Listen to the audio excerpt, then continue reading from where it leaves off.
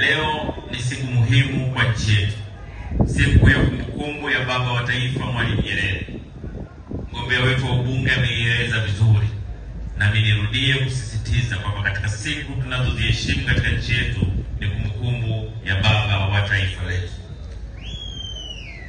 Na tunaheshimu kwa sababu gani?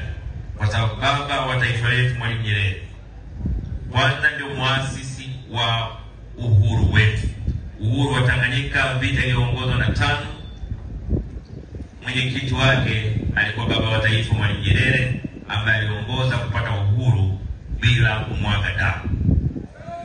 Lakini vile vile baba wa taifa Mwalimu Nyerere kwa kushirikiana na rais wa kwanza wa Zanzibar ndio waliounganisha nchi yetu kuwa taifa moja. Kwa ndio muasisi wa Jamhuri ya Muungano wa Tanzania. Lakini vile vile baba wa taifa ndio alianzisha falsafa inayotuweka pamoja siku ya leo. Falsafa ya kuunganisha taifa letu kuwa taifa moja. Taifa lenye umoja, amani na mshikamano. Ni mwanasiasa na kiongozi aliyesimamia usawa, utu na upendo. Lakini vile vile alianzisha sera ya ujamaa na kujitegemea ambayo ilihamasisha wananchi kushirikiana, kuheshimiana na kutanguliza maslahi ya taifa letu mbele.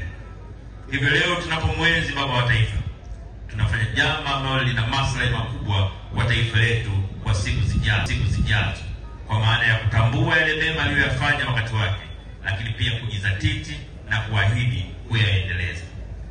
Leo tutafanya kosa kubwa sana kama tukiacha misingi ya umoja, mshikamano na amani kwa nchi yetu, huku tukijua kwamba tunamwenzi baba wa taifa. Kwa namna ya pekee, ndugu zangu wa Iramba na Mkalama, naomba tupige makofi kwa urithi huu wa baba wa taifa. Katika kipindi chake baba wa taifa Mwalimu Nyerere, jambo kubwa alilolisimamia kuliko yote ilikuwa kuhakikisha kwamba nchi yetu inajitegemea. Nafurahi kwamba taarifa nilizopata ni kwamba wakazi wa Iramba 80% ni wakulima. 80% ni wakulima. 80% wanaishi kwa kutegemea kilimo.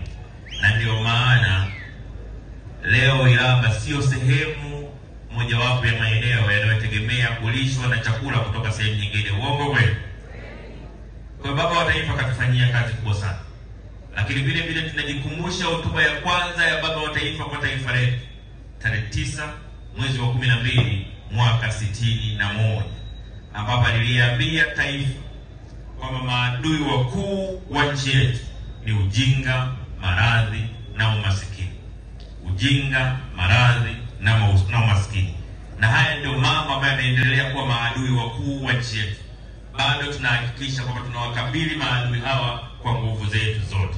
Ndio maana dira ya rais wetu Samia Suluhu Hassan imekuwa ikijielekeza katika kwanza kuendelea kwa nchi yetu kuwa huru, kuendelea kuelimisha vijana wetu, kuendelea kuimarisha huduma za afya, lakini vile vile kujenga uchumi wetu, akijielekeza kwenye mambo ya msingi ambayo ni maadui wa taifa letu: ujinga, maradhi na umaskini.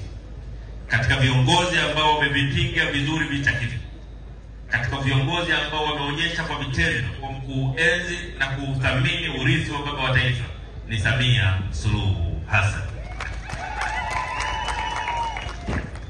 Lakini vile vile Chama cha Mapinduzi kilichoasisiwa na baba wa taifa Mwalimu Nyerere na wenzake, na chenyewe hakijatoka katika misingi ya kuanzishwa kwake ambayo inajali maendeleo ya watu na sio maendeleo ya vitu.